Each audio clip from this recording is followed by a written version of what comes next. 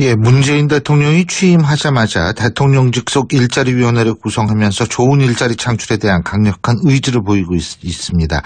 어제는 청와대 여민관 대통령 집무실에 일자리 상황판이라는 걸 설치했습니다. 문재인 정부의 경제정책은 일자리로 시작해서 일자리로 완성될 것이다라는 포부도 밝혔는데요.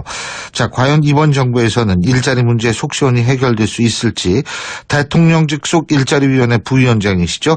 이용섭 부위원장 전화 연결해서 직접 입장 들어보겠습니다. 부위원장님 안녕하십니까? 예, 안녕하십니까? 예. 자, 일단은 일자리위원회 위원장은 문재인 대통령이죠? 예. 자, 일자리 상황판이라는 거를 설치를 했는데 요게 그러니까 그 매일매일 그 일자리가 어떻게 변하는가 요거를 보여주는 건가요? 그렇죠. 그러니까 우리나라 일자리의 양이나 질이 어떤 상황에 있느냐 하는 것을 보여줄 수 있는 대표적 지표 18개를 골라가지고 예. 그거를 이제 현재의 상황, 지난 수십 년 동안의 추세, 그리고 각 분야별, 지역별, 성별, 연령별로 다 이렇게 보여줄 수 있도록 됐습니다. 그렇기 때문에 대통령께서 매일매일 집무실에서 일자리 상황을 실시간으로 점검하시기 때문에 이 실효성 있는 일자리 대책을 실기하지 않고 마련할 수 있는 여건이 조성됐다. 그렇게 얘기할 수 있는 거죠. 예, 그렇군요. 자, 그러면은 이제 이 상황판을 가지고 이제 일자리를 만드는 이런 것이 이제 중요한데요. 근데 일각에선 이런 얘기가 있습니다. 이 일자리 문제라는 게 고용 없는 성장 구조 때문에 그렇다. 그렇기 때문에 경제 체질을 바꾸는 게 우선이다. 이런 얘기가 나오거든요. 동의하십니까? 100% 동의합니다. 제가 그동안 줄기차게 주장해왔던 것이 한국 경제는 이제 과거 정부처럼 뭐 빚내서 돈을 쏟아붓는 이런 단방향으로는 효과가 없습니다. 틀과 체질을 바꿔서 그리해야 지속 가능한 발전을 할 수가 있는 거죠. 예. 지금 틀과 체질을 바꾼다 이런 말씀하셨는데요. 조금 더 틀과 체질이 어떻게 바뀌어야 되는지 좀 구체적으로 말씀해 주실 수 있습니까? 그래서 우리 경제를 이제 일자리가 늘어나는 경제 구조, 친일자리 체질로 바꿔야 되는데요. 예. 그러니까 경제 운영 방식이 양극화를 심화시키고 고용 창출에 기여하지 못하는 이 성장률 수치 중심의 부채주도 성장에서 벗어나서 이제 일자리 중심의 소득주도 성장으로 이제 전환해야 된다는 것이죠. 예. 우리가 문재인 정부의 경제 정책을 흔히 제이노믹스라고 얘기하지 않습니까? 예. 이건 좋은 일자리를 많이 창출해서 질 좋은 성장을 견인하고 또 양극화도 해소해서 국민 통합을 이루자. 그렇게 되면 다시 더 많은 일자리가 만들어지는 이런 일자리 선순환 경제를 만들자는 것이죠. 예, 그렇군요. 그러면은 이렇게 틀과 체질을 바꾸는데 시간이 어느 정도 소요될 거라고 보십니까? 이거는 구조 계획은 시간이 많이 걸립니다. 그렇죠. 그렇기 때문에 바로 지금부터 착수해서 임기 내내 지속적으로 추진해야 되는 것이죠. 예. 비교적 이제 정치권이나 대통령이 되면 자기 임기 중에 이렇게 효과를 보려고 하다 보니까 단방향 위주로 이제 정책을 쓰게 되는데 그렇게 되면 지속 가능한 발전이 안 되는 것이죠. 그렇지만 우리 문재인 정부에서는 물론 단기적으로 효과도 창출해 나가겠지만 먼 장래를 보고 틀과 체질을 바꿔가겠다는 겁니다. 그럼에도 불구하고 지금 이게 일자리 문제가 워낙 심각하니까요. 예. 뭐 문재인 대통령도 81만 개 일자리 공약을 하지 않았습니까? 예. 이런 것들은 그러면 어떻게 실현될 수 있을 거라고 보십니까? 우선 이제 잘 아시는 것처럼 81만 개가 크게 세 가지 유형이지 않습니까? 예. 그러니까 국민의 안전과 생명, 치안과 관련된 공무원 일자리를 늘린 건 17만 개예요. 예. 여기에 이제 소방관이랄지 교사, 경찰관 이런 분들이고 나머지 64만 개는 공무원으로 늘리는 게 아니라 우리 국민들의 삶과 직접적인 영향이 있는 보육, 요양, 장애인 복지 이런 부분이고 또 어떤 것은 근로시간 단축을 통해서 이제 이루어지는 건데 이것을 이제 점진적으로 하나씩 진행을 해야지요. 이제 공무원 일자리는 금년 중에 12,000개를 우선 늘릴 거고요. 예. 그리고 이 사회 서비스랄지 이런 복지 공무원을 지금 민간 부분에서 하고 있는 것을 이쪽 이제 공공 부문으로 옮기는 것도 지금 현재 우리 일자리위원회에서 로드맵을 만들고 있습니다만 단계적으로 연도별로 추진 계획을 세워서 거기에 맞춰서 하나씩 해갈 겁니다. 예. 자, 연도별로 단계적이라는 말씀을 하셨는데요. 지금 김진표 국정기획위원장도 이런 얘기 했더라고요. 예. 좋은 일자리 창출을 위해서 10조 원 규모의 추경 신속하고 충분하게 편성될 수 있도록 지혜를 모아달라 이런 얘기를 했는데, 자, 그렇다면 이 10조 원 규모의 추경이라는 것이 지금 어떻게 쓰여지는 거죠?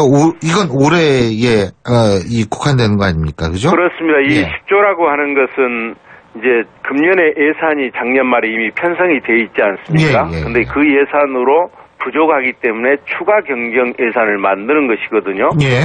그래서 이거는 이번에 예산은 완전히 일자리 예산입니다. 예. 그래서 기획재정부에서 현재 각 부처의 의견을 들어서 추경 사업을 만들고 있는데요.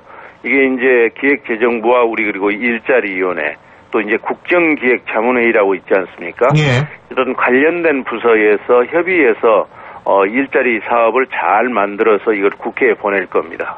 근데 이 일자리 사업 예를 들면은 어떤 게 있을까요? 그게? 그러니까 금년에 이제 12,000개 일자리 공무원을 늘리겠다고 했지 않습니까? 예. 이런 부분도 있고요. 예. 그리고 지금 청년 실업 문제가 가장 심각하기 때문에 청년 일자리 늘리는 부분도 있고 또 이제 어르신이나 여성들 일자리 지원하는 예산도 있고 그렇죠. 다만 분명한 것은 과거 정부 때 같은 데 보면 추경이라는 게 주로 선거를 앞두고 뭐 선거용으로 한다든지 선심용 지역사업을 한다든지 일회성 사업에 이제 치중한 경우가 많아서 효과가 지속되지 못했거든요. 예. 그래서 우리는 이번에 새로운 지속 가능한 일자리를 만드는데 초점을 둘 것이다. 그렇게 이해를 해주시면 되겠습니다. 10조 원도 지속 가능한 일자리 창출을 위해서도 쓰인다 이 말씀이시죠? 예. 자, 그리고 또 한 가지는 이제 비정규직을 정규직으로 전환하는 문제입니다. 그렇죠? 예. 이거는 어떻게 추진될 거라고 보십니까?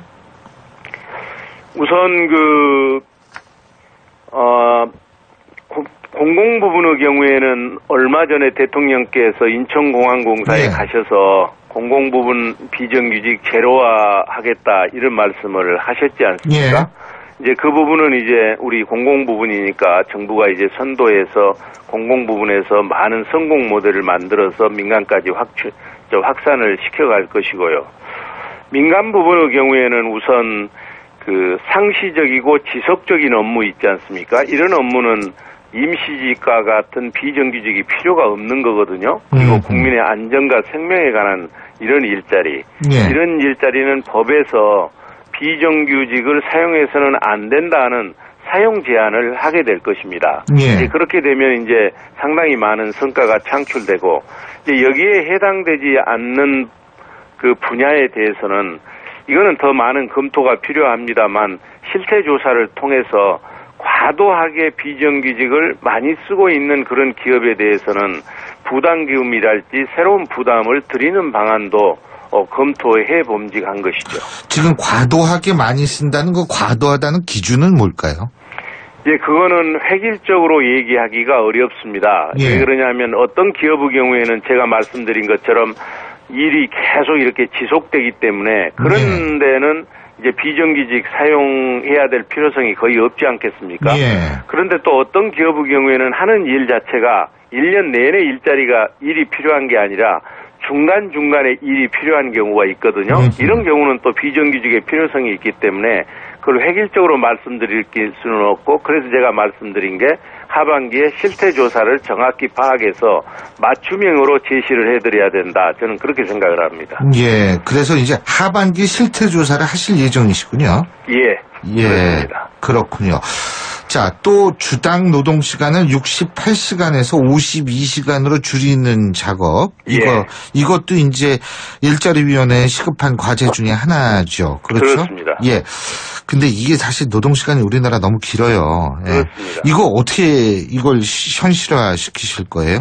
이미 이제 노동 시간 68시간을 52시간으로 단축해야 된다 하는 것은 대통령께서 뭐 공약으로도 제시를 했고 공감대가 형성이 돼 있습니다. 근데 방법은 두 가지가 있거든요. 예. 현재 국회에 계류 중인 근로기준법을 개정하는 방안. 그렇지 않으면 정부에서 해석을 한 사항인데 이 행정 해석을 바꾸는 방법이 있습니다.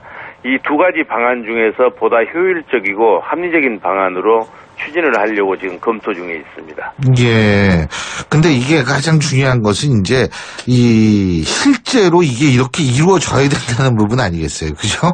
예? 그래서 법령이 개정되거나 해석이 바뀌게 되면 예. 이제 점검하고 단속을 해야죠. 단속이 중요하겠죠. 그죠? 예. 자, 그리고 민간 부분의 일자리 창출이요. 예. 이런 부분에서 정부가 나서서 설득하는 작업도 굉장히 중요하다라는 얘기들이 많습니다. 어떻게 보십니까?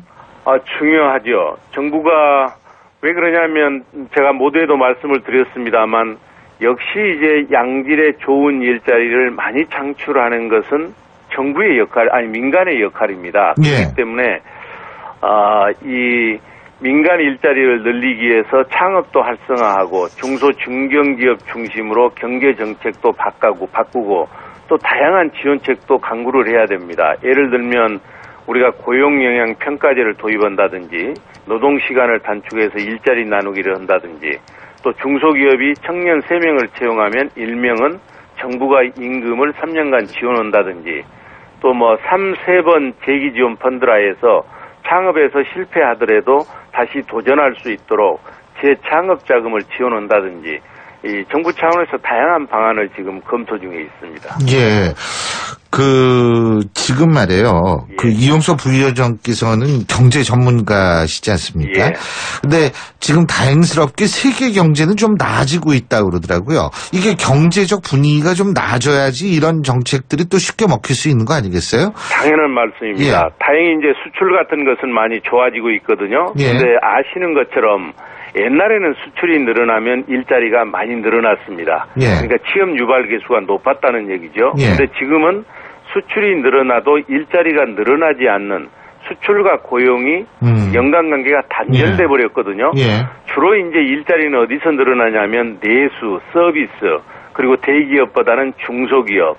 그렇기 때문에 세계 경제가 늘어나고 우리나라 성장률이 올라가고 수출이 늘어나는데 예. 일자리는 안 늘어나는 거 이게 문제거든요. 예. 그래서 한국 경제의 틀과 체질을 바꾸는 구조개혁이 매우 중요하다는 말씀을 우리가 아까 나누었던 것이죠. 예.